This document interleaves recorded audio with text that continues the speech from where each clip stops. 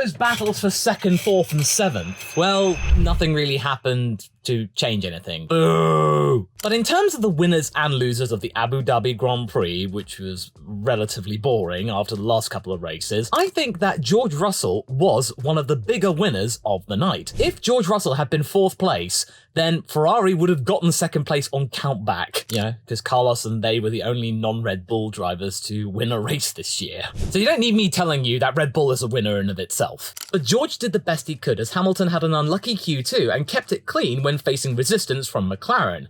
He was doing everything he could to get the best result possible, and was the more accomplished driver of the two. Yes, you can easily argue that Lewis Hamilton was having a tough time of it, and then he got damage from various encounters, but on the night, George just looked all the more accomplished. And what was really telling was the radio message, when you think that George is just asking whether Lewis is okay or not, or just a random welfare check, but then he's just like, no, I don't care about that, I just want to know whether he's pulling his weight. Whoa, George, whoa. Let's just remember, folks, he is dealing with a cold that has not been shifting for the last couple of weeks. The guy was coughing his lungs out during a press conference. Dude, go and rest. So it kind of makes it all the more impressive. He got Mercedes 2nd place in the championship ultimately, when Lewis really couldn't do much about it. But that radio message though, man, that was punchy. But the other driver I really want to talk about right now is Yuki Tsunoda. Man, he was so good. He was so mature. And even though the one-stop strategy didn't work on the night, he did not get angry. He did not get upset. He didn't fly off the handle like we are so used to. No, he did the best he could, and he still came away with points. And it was a real shame that AlphaTauri just missed out on P7, because quite frankly, them being so ballsy by bringing a floor upgrade to the last race, they kind of deserve it more than Williams. Williams got there through many other factors. We'll talk about that later. In the midst of Daniel Ricciardo not having a good time of it himself, with the tear-off becoming an issue and him not being able to score any points. This was something I really worried about, that Yuki would have been swallowed up by Daniel coming in and smiling all around and just popping it on the podium every now and again. I was a little bit worried about that at the Mexican Grand Prix, that Daniel came around and he fired on all cylinders. Let's not discount that performance. Daniel did a good job on the day when Yuki himself bottled it. But Yuki managed to pull it back and remind us all that he was carrying this team the entire season. And another thing I really think is something that I'm really proud of Yuki for saying it, is the input that Nick de Vries had at the beginning of the season. He learnt a lot from the Dutchman, and I think that even though Nick de Vries' time in F1 was really short, the stuff he learned in those 10 races, that's going to stay on. This could be absolutely pivotal in Red Bull's decision in who's going to be partnering Max Verstappen once Checo's contract runs up. This has made it a little bit more cloudy in terms of the odds of Daniel Ricciardo partnering Max Verstappen once more. He did a good job and he wasn't getting impatient, but the guy who was Franz Tost. This is his final race as being the team principal of AlphaTauri, and you think he was being flowery and you thought he was being, oh, thank you so much everybody for doing a good job, thank you very much for the time I've had with you, it was great. No, he was criticizing them right until the end, calling the guys who were making the pit calls stupid, and that we were not good enough, and that the guys behind the computers, the technicians, oh, they were rubbish. They don't know what they're doing. Well, that guy has no chill, and he's going to be working right up until January the 1st when his contract runs out. Wow. I would be wearing my bobble hat of bias, but it's currently in the washing machine at the moment. It's on a spin cycle. But the spin I'm bringing to you right now is very, very apparent. I am so relieved they got P4 in the Constructors. After the time of it they had at the beginning of the season, they managed to do it in the end, because there was a second, not gonna lie, that I thought, ooh, Aston might get this because Lance Stroll is on it right now. Oof. But no, McLaren managed to pull it out of the bag, and they did much better than I expected. I didn't expect them to be in the top 5, but they managed to squeak it with Lando. And after that wobble in Vegas, they finished off the year quite strongly. That battle that Piastri had with Russell was really, really sporting. Neither of them came to blows, no damage whatsoever, and the rookie was very, very measured and using the lines really effectively. And you're thinking, oh, good point, Oscar, good job. Oscar's gremlins when it comes to tyre wear and tyre management came about once more. Lando looked a little bit more composed and managed to make up for the qualifying mistake that he made, the same one that he made in Qatar, which meant Oscar out-qualified him, and that qualifying battle was surprisingly close. It was 15-7, I believe, and certainly a darn sight better than it was with Daniel. But there were some issues that McLaren had which do sort of mar this with me. They're only here because they managed to secure 4th place. Lando missing his bite point apparently on the clutch meant that he jutted in. The pit crew were a little bit unsettled, and that led to them losing 3 seconds and losing the position with George. So it might have been 4th place, but maybe not. He probably would have been overtaken by George anyway, but that was a rare mistake for probably one of the best pit crews on the grid. Max Verstappen, a winner? Yes, of course he is. 19 wins in 22 races this season. I mean, come on, over 86% of the races were won by one guy. What more do you need me to say? The guy's a machine. Charles Leclerc, yeah, I would say he's a winner here too. He at least came home second for the 2nd year in a row. And yes, of course, I did make a mistake saying that it was a 1-2 last year, but it nearly was a 1-2 this year for Red Bull due to this really bizarre but also sort of inspired move that Charles made to go like, I'm going to pull a fast one like Carlos did at Singapore with the DRS trick with Lando. I'm going to do this moment where I'm using my big brain to fall back and then let Checo pass, get a big enough gap, and therefore George will not be as effective. He certainly probably would have been driving a little bit more slowly. He wouldn't have been backing himself into George. That was a bold move, and it ultimately led to him getting 2nd place back anyway, but that certainly perked my ears up after a very, very dull race. Seeing Abu Dhabi in contrast with Vegas just makes me like that track and that experience a little bit more now. What do you think? Let me know in the comments. I'm just glad that Charles was able to get 2nd place and Ferrari didn't really scuff at him. It was the other Ferrari driver that got that. Now we get to the drivers that had a little bit of a time. Neither good, but not all that bad, and Checo is on this list. It's another example of track limits hampering his qualifying, but he was making overtakes when he needed to, and he still took bragging rights over Hamilton, bringing the gap between him and Hamilton to nigh on 50 points. Even with that 5-second penalty he had with Lando, that collision, I'm really not too sure about that incident. I don't think that really should have been a 5-second penalty, but I'm not a steward, I'm just a guy on a ladder. Lando got the place back, he didn't get any damage, and it really wasn't helped with Perez's comments over the radio. There were so many penalties being given out. That whole thing about eye protection, about that potentially being a pit stop infringement, that wording, Hamilton was the first one listed. Everyone was thinking, oh God, please no, not this track, not this track, not this driver. They just got a slap on the wrist and don't do it again. This was not the best of races for Checo to end on, especially his ballsy comments about going for the championship next year. I did make a video about that, and it was a really healthy debate in the comments, actually. People giving me their points of view about why they didn't see eye to eye with me, and that's okay. This is a place for Formula One debate, and I appreciate them speaking out. Thank you very much, folks. I really appreciate the discourse. But it was something I had to say. He really does need to work on his qualifying and track limits. He just really needs to rein it in, because that whole thing at Austin, he was involved in all of that. That has appeal. I mean, Sergio wasn't wrong. They have been inconsistent, not to mention with the whole thing about Ocon and penalties up the wazoo. Maybe you should have just saved that from after the radio. Unless he was telling all of us that and he was just vocalizing it to the entire world of Formula One fans. But, yeah, preaching to the converted, mate. Then we got to discuss Pierre Gasly. In terms of the intra-team battle, he did come out better in terms of Esteban Ocon. He still managed to beat the Frenchman by about 4 points or so. But this race pretty much sums up the struggles that he has had with the operational side of Alpine. He did get some damage in collisions with Perez and Hamilton over the course, which did hamper his car's overall performance, but he then got the undercut taken away from him by Ocon, and he was calling the team out quite vociferously. That was something really concerning.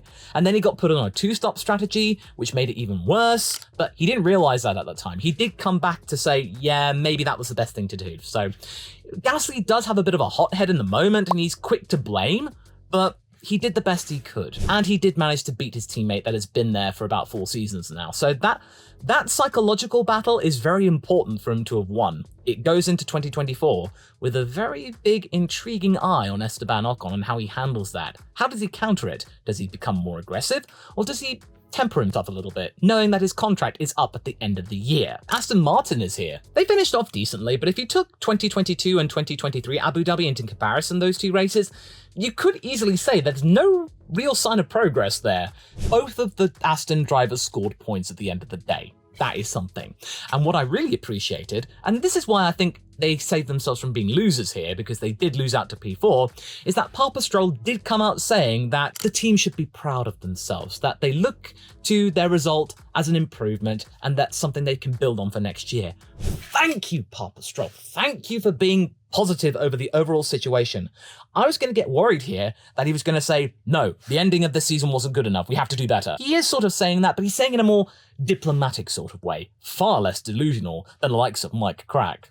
That Alonso brake test situation was really weird and was quite cheeky. They said, oh, I didn't see him there, but Lewis should have been more aware that there was a little bit more space to move around. He didn't have to stick right behind Fernando Alonso, because the Abu Dhabi track, one thing it is known for, there's plenty of room to move around. And bonus points as well, while they're up here as well. Alonso ultimately got 4th place in the driver's standings, which is his best result in probably over a decade. It's just a shame that Aston couldn't have sustained their performance from earlier on in the year, but next year, I think they will do better. And hey, another shout out as well for Lance Stroll getting P10. Mercedes were here as well. George Russell, as I said, saved their bacon. But did they really want to save that bacon? Because you got that whole situation. Do you want the prize money, or do you want the extra wind tunnel time? I'm not really quite sure what Mercedes wants, but one thing I knew for sure was that Toto, in all of the interviews, he looked so chirpy, far less dour than we've seen him over the past few races.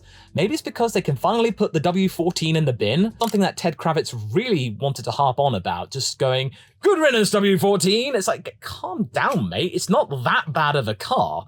It's not the best car that Mercedes have produced, but it's not their worst car. What about the W01 and W02? They were very lucky to hold on to second, mainly for the fact that Ferrari went back on form with their last-minute blap for Sainz failing spectacularly, and Hamilton's damage, and they really didn't make it easy for themselves. But I will admit, that whole situation with Leclerc and Perez, that did make me think for a second, if this works, this will be one of the most audacious things, and then Toto probably would have flown off the handle. Or would he have, though?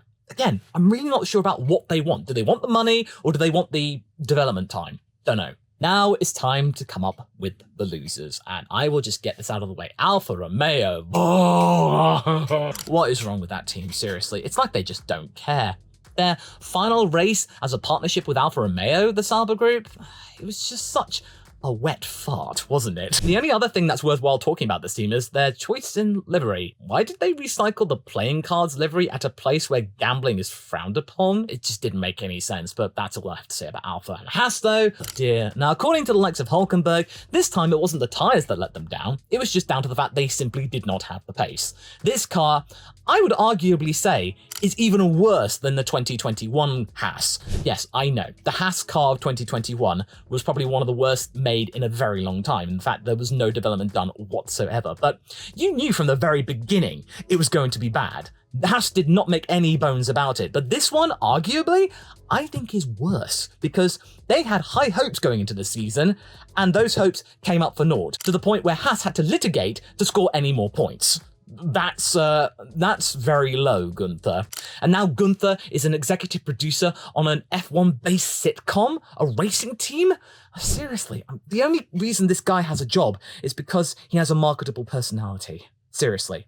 If I were Gene, I'd have sacked Gunther by now because Haas need a change, and clearly Gunther isn't coming up with a plan. Ferrari are definitely here. I know I've been saying that they've been improving, but the main thing they really need to sort out are those little issues. Sure, Ferrari these days have not made any big glaring errors. They've been refraining themselves from that, and some people in the comments have said they've really not heard the phrase, "we are checking," in a while.